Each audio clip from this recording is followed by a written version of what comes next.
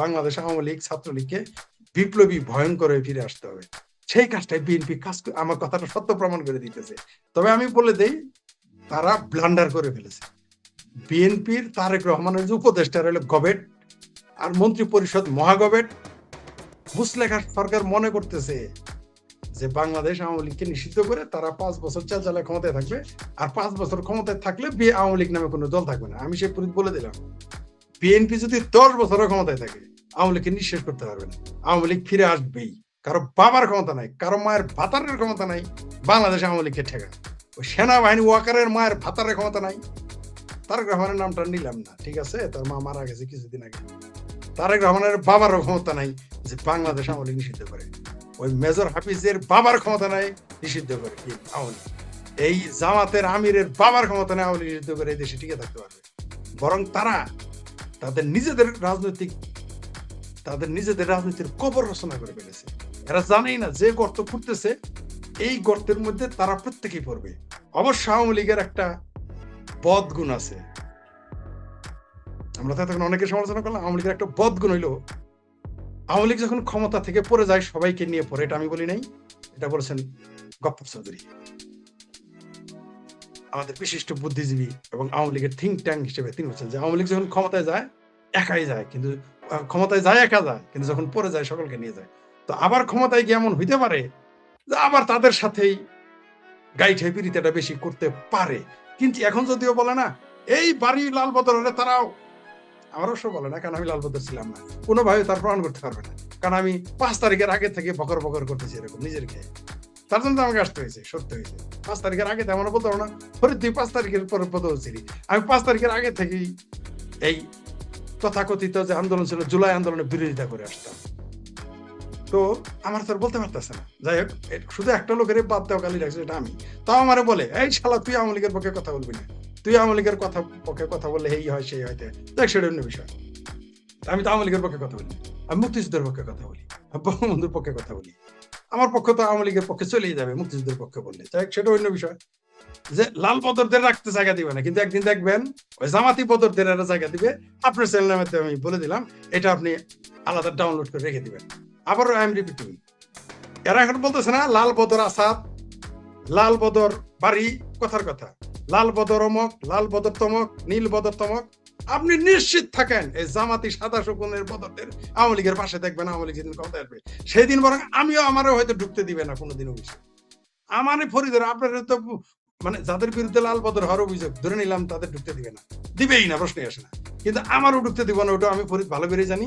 পাশাপাশি বলে দিলাম, এই জামাতের নেতাদের দেখবেন আওয়ামী লীগের অফিসে, শিবিরের নেতাদের দেখবেন ছাত্রলীগের অফিসে, বসবে লেখা রাখেন আপনি।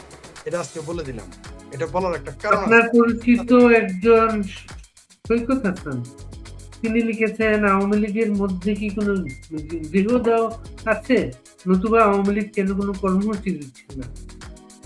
এটা নিয়ে আমি মিশ্র প্রতিক্রিয়া, মানে এটার একই সাথে হ্যাঁ, তার বক্তব্য একই সাথে না, দুইটাই। আমি তার সাথে তার বক্তব্য অস্বীকার করি নাই, কিন্তু আবার স্বীকার আওয়ামী লীগ কিন্তু একটা বিবৃতি দিয়েছে আজকে, আওয়ামী লীগের বিবৃতি দিয়েছে। বিবৃতি না দিলেও যদি কেউ মনে করে আওয়ামী লীগ নীরব না, প্রত্যেক রাজনৈতিক দলে, কারণ আমি তার আওয়ামী লীগ করি না, আপনি তার আওয়ামী লীগ করেন না, তাদের হাইকমান্ডের মধ্যে অবশ্যই আলোচনা হচ্ছে। সেটা কি আলোচনা হচ্ছে আমরা তো জানি না, বা জানলেও তো আমরা বলতে পারবো না সঙ্গত কারণে, কারণ প্রত্যেকের একটা প্ল্যান আছে। বিএনপি তো ক্ষমতা আসার আগেই বলে নাই যে আমরা ক্ষমতায় গেলে আওয়ামী লীগকে নিষিদ্ধ করবো, বলেছিল কি? তারা বলেছেন না না না, আমরা তো আওয়ামী লীগ নিষিদ্ধ হওয়াটা খারাপ মনে করি, বলছে না প্রথমে, বলেছে। এটাই তো কৌশল, রাজনৈতিক কৌশল। আওয়ামী লীগ রাজনৈতিক কৌশল নিয়েছে, কারণ রাজনীতিতে কৌশলটা খুব জরুরি। আর আমার মনে হয় আওয়ামী লীগ এতদিন নীরব থেকে ভালোই করেছে। আওয়ামী লীগ নীরব থাকার কারণে এই বিএনপি এবং জামাত মনে করেছে আওয়ামী লীগ দুর্বল। ঠিক যেমন দ্বিতীয় মহাযুদ্ধে, world war second, Hitler Soviet ইউনিয়নকে দুর্বল মনে করেছিল, কারণ সোভিয়েত ইউনিয়ন কখনো তার শক্তি প্রকাশ করতো না। অবশ্যই তো সোভিয়েত ইউনিয়ন কিছু লস হয়েছে, শক্তি আগে প্রকাশ করলে হতাহত কম হইতো, সম্পদ মানে কম করতো। তো সোভিয়েত ইউনিয়ন যখন প্রকাশ করে নাই তার ক্ষমতা, হিটলার মনে করেছে যে তাহলে তো আমি দখল করতে চাই। এই জন্য সে কিন্তু সোভিয়েত ইউনিয়ন যদি হামলা না করতো, হিটলার তো আর হারতো না, জিতে যাইতো। সোভিয়েত ইউনিয়ন যখন হামলা করলো, গিয়ে এমন মায়ের খাইলো যে সে তো তার অস্তিত্বই থাকলো না। তো এরা মনে করতেছে কি ঠিক সেরকম বিএনপি আর জামাত আর আমার ভাবি বলার এখন হিটলারের ভূমিকা নিচ্ছে। তারা ভাবতেছে যে আওয়ামী লীগ তো কিছুই বলে না, মিছিল নাই, মিটিং নাই, কোনো বক্তব্য নাই। তারপর ইদানিং আবার আওয়ামী লীগের ভিতরে একটু কি ডিজিটাল প্ল্যাটফর্মে একটু নিজেরা কন্দল, অমক ভার্সেস তমক, তমক ভার্সেস অমক, অমক ভার্সেস তমক, সব ভার্সেস চলে আসছে। তারা ভাবতেছে এই যে আওয়ামী লীগের মধ্যে তো কন্দল শুরু হয়ে গেছে, তাহলে তো আর মাঠে তো নাই, তাহলে তো দুর্বল হয়ে গেছে। এই যে বাংলাদেশ আওয়ামী লীগকে, ছাত্রলীগকে তারা দুর্বল ভাবতেছে, এই কারণে তারা হিটলারের মতো এমন মায়ের খাবে তাদের অস্তিত্বই থাকবে না।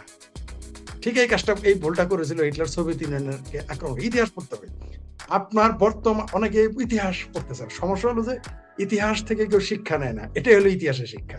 কিন্তু ইতিহাসে পুনরাবৃত্তি ঘটে কোনো না কোনো ভাবে, হিস্ট্রি রিপিটস ইটসেলফ, এটা ভুলে যায় মানুষ। আপনি দেখেন, আমি যে আরো উদাহরণ দিতে পারি আপনাকে, ইতিহাস থেকে আরো কয়েকটা উদাহরণ দেওয়া যাবে। আপনি দেখেন, এই যে যখন আওয়ামী লীগ ক্ষমতা থেকে একেবারে চলে গেল, তার আগের দিন জামাত নিষিদ্ধ করলো, ওটা তো ভুল হয়েছে তাদের। আগের দিন কেন আপনি ওই মুহূর্তে কেন জামাত নিষিদ্ধ করতে হবে? ওই মুহূর্তে তারা ভুল করেছে। বরং তখন কি হয়েছিল, জামাত আরো সিম্প্যাথি পেয়ে গেছিল একদিনে নিষিদ্ধ দেয়। আর জামাত তো কোনো দলই না বানা, আমি তো জামাতকে রাজনৈতিক দল মনে করি না, এটা কিন্তু আমার কথা না। অনেকে তুমি কি বুঝো রে, তুমি বাড়ি বাইরে ইউটিউব চ্যানেলে, ন্যাশনাল টিভি তো আর না। অনেকে আবার টিটকে দেয়, আমরা তো ন্যাশনাল টিভিতে আসি না, ঠিক আছে। আবার ন্যাশনাল টিভিতে গেলে বলে এরে নেই কেন, দুইটাই সমস্যা। ইন্ডিয়ান টিভি, কলকাতা টিভিতে আসছে দেখো ওটা নাকি সমস্যা, ঠিক আছে। তো সত্য তো সত্যই, আপনি বাংলাদেশ আওয়ামী লীগকে যারা এই মুহূর্তে নিষিদ্ধ করতেছে এবং মনে করছে কিছুই হবে না, তাদের কারণে হলো আওয়ামী লীগ এখন শক্তিমত্তা প্রদর্শন করতেছে না। দর্শকের যে প্রশ্ন করলেন, সেই দর্শক প্রশ্ন হলো যে আওয়ামী লীগ তার কিছু কিছু বিষয় নীরব আছে। আমি মনে করতেছি, এখন আমিও মনে হয়েছিল, আমার মনে হচ্ছিল আগে কেন নামতেছিল না, আগে কেন নামছিল, আমার মনে হয় আগে না নামা ভালো হয়েছে, এখন নামা উচিত, এখন নামা উচিত। কারণ আওয়ামী লীগকে অফিসিয়াল নিষিদ্ধ করে দিয়েছে, অর্থাৎ তাদের সর্বোচ্চ যা কাজ তারা করে ফেলছে। আমার মনে হয় এখন আওয়ামী লীগ সিদ্ধান্ত নিবে what to do, not to do. কারণ আওয়ামী লীগ এতদিন আন্দোলন করার একটা স্কোপ পাচ্ছিল না, এখন কিন্তু একটা স্কোপ তারা লিগেলি, ন্যাশনালি, ইন্টারন্যাশনালি তারা পেয়ে গেছে। আর কর্মীরা তৈরি হয়ে আছে, আর আমরা তো কথা বলছি, আমরা তো গ্রাউন্ড তৈরি করি। আমরা অন্তত 100 জন লোক আছি যারা অফলাইনে সরাসরি কথা বলে, অনলাইনে কথা বলতেছি। অফলাইনে আওয়ামী লীগের শত নেতা কাজ করতেছে, নিঃসন্দেহে কাজ করতেছে। আমরা যতই আওয়ামী লীগের নেতাদের সমালোচনা করি, সবাই যে বসে আছে তা তো নয়, অনেকেই তো কাজ করতেছে, কেউ গোপনে, কেউ প্রকাশ্যে। আমার মনে হয় আওয়ামী লীগ এখন সিদ্ধান্ত নিয়েছে, বা তাদের আগেই নেওয়া ছিল, যেগুলো তারা এখন করবে, যা হয়তো তারা অনেকেই বলে নাই। আর যারা বলছে, আমরা যদি 2-1টা জানি, সেটাও তো আমরা এই মুহূর্তে বলবো না, কারণ দলীয় ব্যাপার। আর সামনে স্থানীয় সরকার নির্বাচন আছে, বিশাল একটা ভোট বাংলাদেশের গ্রামে গঞ্জে আওয়ামী লীগের। এই নিষিদ্ধ দলটার ভোট তারা কিভাবে চাইবে? তারা তো তারা তো এখন আর ভোট চাইবে না, তারা ওটা ভোটের দরকার নাই। স্থানীয় নির্বাচনে কি হবে, ওই বিএনপির সাথে জামাতের দর কষাকষি হবে, তারপর মিলকে জুলকে নিয়ে চলে যাবে। এই জাতীয় নির্বাচনে যা হয়েছে ওই রকমই হবে। এগুলো নিয়ে ভোট, এখন তার ভোট নাই দেশে, কারণ তার প্রতিদ্বন্দ্বী কোথায়, খালি ফিল্ডে গোল। এখন আওয়ামী লীগের সিল মারলেও তো আপনাকে ওটা দেখাবে না, ইলেকশন করুক না দেখি। আমার নামে আমি দাঁড়াবো, আমাকে এমন একটা অপশন দেখ যে আমি ইলেকশন করতে পারবো, যে কোনো ইলেকশন, যে কোনো কেন্দ্রে আমার সাথে ইলেকশন করতে বলেন। আওয়ামী লীগের লোক না, আমি তো আগেও চ্যালেঞ্জ করেছি, আওয়ামী লীগের লোক লাগবে না, নৌকা মার্কার লোক লাগবে না, আপনি শুধু ইলেকশন করতে দেন। আর মানুষকে বাড়িতে গিয়ে থ্রেট করেন না, দেখি 1টা টাকা শেখ ফরিদ আমি খরচ করবো না, 1টা টাকাও না, শুধু ওই যে সাবমিট করার যে টাকা ওটা খরচ করবো। পোস্টারও বানাবো না, শুধু ঘোষণা দিব যে আমি শেখ ফরিদ ইলেকশন করতেছি, নির্বাচন কমিশন সেটা মেনে নিয়েছে, ঢাকার মেয়র হয়ে দেখা, আমি শেখ ফরিদ মেয়র ইলেকশন করবো। জামাতের আমির আর বিএনপির লোক থাকবে, তারা বলবে যে আমার ভোটের দিন ডিস্টার্ব করবেন, আমার মার্কা কুত্তা মার্কা, আমার মার্কা বিলাই মার্কা, আমার মার্কা কুমির মার্কা, বা যা মন চায় কলা গাছ মার্কা নিব। তারা ইলেকশন করুক তো দেখি। জামানত আর নৌকা মার্কা নিলে তো কারোরই জামানত থাকবো না। আর যে নৌকা মার্কা নিলে, আমার যদি নৌকা মার্কা দেয়, যে আমি ধরে নিলাম আওয়ামী লীগ নিষিদ্ধ, তো নৌকা মার্কা যে কেউ ইলেকশন করতে পারবে, যে সাধারণ আমি নৌকা মার্কা নিয়ে ইলেকশন করলে তো জামানত থাকবে না। আর যদি ভোট দিতে দেয়, আমি কুত্তা মার্কা, টেবিল মার্কা, চেয়ার মার্কা, ঢাকার মেয়র ইলেকশন করে দেখাই দিই, একসাথে 2 জায়গায় দেওয়ার মধ্যে 2 জায়গায় পাস করবো, আমার 1টা টাকাও খরচ হবে না, শুধু আমার নমিনেশন বৈধ ঘোষণা করবো যে শেখ ফরিদ নামে একটা ব্যক্তি, এই লোকটা ইলেকশন করতেছে, কোনো মানুষকে পেটানো হবে না। আমি একটা কর্মী কোনো বাড়িতে গিয়ে ভোট চাবো না, আমার কোনো কর্মী থাকবে না, কোনো পোলিং এজেন্ট থাকবে না, ভোটটা যেন বাসায় দিতে দেয়, দেখি কেউ পাশ করতে পারে কিনা আমার সাথে। বিএনপি লোক পাশ করতে পারবে? কারণ তারা বাংলাদেশকে এমন একটা পর্যায়ে নিয়ে গেছে যে আমার মতো লোকের কাছে তারা ফেল করবে। তাই ভয়ে একটা মানুষ কখন নিষিদ্ধ করে? যখন ভয় পেয়ে যায়। সাপ আপনাকে কখন কামড় দেয়? যখন ভয় পায়। তারা ভয় পেয়ে গেছে, কিন্তু এই ভয় তাদের ব্লান্ডার, যেটা আমি তখন বলতে গিয়ে ভুলে গেছি, অর্থাৎ বিএনপির আর ভুল করতে হবে না। যা করছে এতদিন তো দোষী অর্থনীতি রাজনীতি শেষ করে দিয়েছিল আলাদা বিষয়। এখন যে ব্লান্ডারটা করছে আর কোনো ব্লান্ডারের দরকার নেই। আওয়ামী লীগ নিষিদ্ধ করে তারা একটা ওই যে কেসকি কল ফাটা বাঁশের চিপে পড়ে গেল, এরা বুঝতেই পারতেছে না। এরা বুঝবে কখন জানেন? মানে ওই যে গন্ডারের যদি আপনি কেতু কুতু দেন 6 মাস পরে হাসে। এদের এমন ভাবে লাগছে যখন আঘাতটা বেশি হয়। ঠিক আছে, আমার একবার চাকু লেগেছিল, রানের ভিতরে চাকু ঢুকে গিয়েছিল, এত গতিতে ঢুকেছিল যে, ঠিক আছে, চাকু মানে ওই যে ফালার মতো যেগুলো আর কি, ওগুলো আগাটুকু ঢুকে গেছিল আমার রানের ভিতরে। কোন এক দুই অঞ্চলে মারামারি লাগছে, ভুলে আমি সামনে গিয়ে দাঁড়াইছি।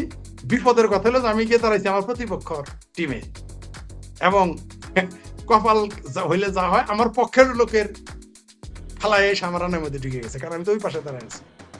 আমি এখন কই যাব, ভয়ে আমি আটকে গেছি। যাই হোক, তো এত দ্রুত আঘাত, এত গতিতে আঘাত করেছিলাম, টেরি পাই নেই কখন আমার রানের ভিতরে ফালা ঢুকে গেছে। ঠিক আছে, তো আপনি বিএনপি এমন একটা ব্লান্ডার করেছে, এদের শরীরের ভিতরে ফালা ঢুকে গেছে, টের পাইতেছে, বুঝবে কিছুদিন পরে। এই আওয়ামী লীগ নিষিদ্ধ করে বিএনপির কপালে যে কি শনি ডেকে আনলো, কল্পনাও করতে পারবে না। এই বিএনপিরা জামাতেরা কল্পনাও করতে পারতেছে না আগামী দিন তাদের জন্য কিরকম মহাকাল অপেক্ষা করতেছে। এরা বুঝতেই পারতেছে না, এরা আপনি বুঝাইতেও পারবেন না।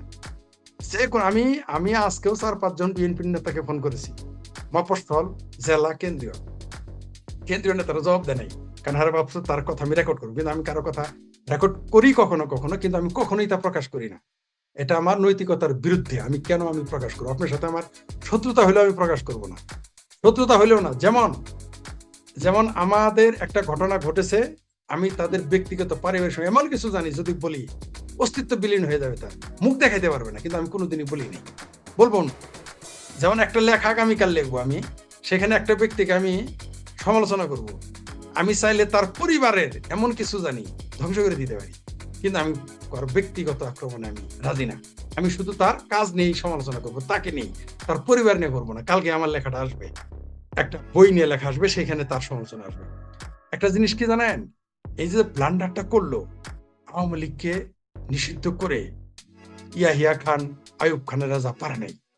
আইয়ুব খান বঙ্গবন্ধুকে অ্যারেস্ট করার পরে তার ক্ষমতায় চলে গেছে, ছেড়ে দিতেছে। ইয়াহিয়া পারে নাই, টিক্কারা পারে নাই, জামাতেরা পারে নাই, এই বিএনপিও পারবে না। কারণ বিএনপি কোনো রাজনৈতিক দল না, যেটা আগে বললাম। এটাও আমার কথা না, এটা বলেছিলেন প্রয়াত বাংলাদেশের জাতীয় নেতাদের অন্যতম একজন ব্যারিস্টার আব্দুল সালাম তালুকদার, আমাদের জামালপুর মানে একেবারে আমাদের শ্বশুরবাড়ির আসনে।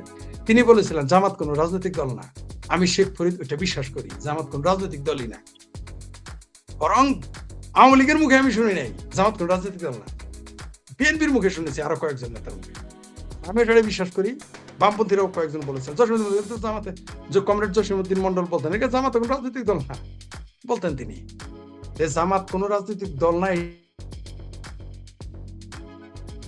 তারা বুঝতে পারলো, তাদের ভাষায় আমি বলছি, আমার কথা বলি। কারণ আমি ওইরকম বিজ্ঞ না যে আমার কথায় কোনো দল বা কোনো দল না, সেটা তার হবে না। আমি উদাহরণ দিলাম আপনাদের, কারণ আওয়ামী লীগের নেতার যদি উদাহরণ দেই, কমরেড জসিমউদ্দিন মন্ডলের উদাহরণ দেই, অথবা অন্যান্য কমরেডের উদাহরণ দেই, তাহলে আমাকে দূরে বিএনপির মহাসচিবের উদাহরণ দিলাম। এবং এটা কিন্তু বলেছে, এখন বলি না আমি, এটা কখন বলেছে, তারিখ সহ লিখে দিয়েছিলাম। তারিখ মানে ওই সাল সহ লিখে কয়েকবার লিখেছি আমি। এর জন্য কোনো বিএনপি কিন্তু আমার বক্তব্য চ্যালেঞ্জ করে না। কারণ কিভাবে করবে? কারণ আমি তো নিজের কানে শুনছি। আপনি আমাকে চ্যালেঞ্জ করে কি করতে পারবেন? কিছুই করতে পারবেন না। বাড়ি ভাই যেটা বলছে আমি শুনছি, আমি যখন বলবো কেউ ঠেকাইতে পারবে না আমাকে। আপনি কিন্তু আরেকটা সিরিয়াল তৈরি করলেন, আইয়ুব, ইয়াহিয়া, তারপর তারেক রহমান, কি তালিকা হয়ে গেল যারা আওয়ামী লীগ নিষিদ্ধ করলো। তার মধ্যে জিয়াও আছে, তারপর তারেক রহমান। ফলাফলে কি হবে? ফলাফলে কি? ইতিহাস, হিস্ট্রি রিপিটস ইটসেলফ। ইতিহাস তার পুনরাবৃত্তি ঘটাবে। ইতিহাস ইউনূস, তারেক রহমান, মাঝখানে একজন নামটা বাদ পড়ে গেছে। আচ্ছা, আমরা আমরা একটু মুস্তাফিজ। শেষ করব। জি, আহ, জি। আজকে ভারতে সম্পর্ক উন্নয়নের জন্য পররাষ্ট্রমন্ত্রী খলিলুর রহমান, হুমায়ুন রশিদ, হুমায়ুন কবির উপদেষ্টা, এরা ভারতের মানুষের প্রিয় দল, সবচেয়ে নির্ভরযোগ্য দল। ঐতিহাসিকভাবে ভারতের সাথে সম্পর্ক আওয়ামী লীগ, এমন দিনে আওয়ামী লীগ নিষিদ্ধ হলো। ভারতের কি কি হতে পারে প্রতিক্রিয়া? তো ভারত মিশ্র প্রতিক্রিয়া দিতে পারে বা নীরব থাকতে পারে। সরাসরি না করবে না, সরাসরি হ্যাঁ করবে না। এত করার প্রশ্নই আসে না। তারা তো এটা ইয়েস বলতে পারে না।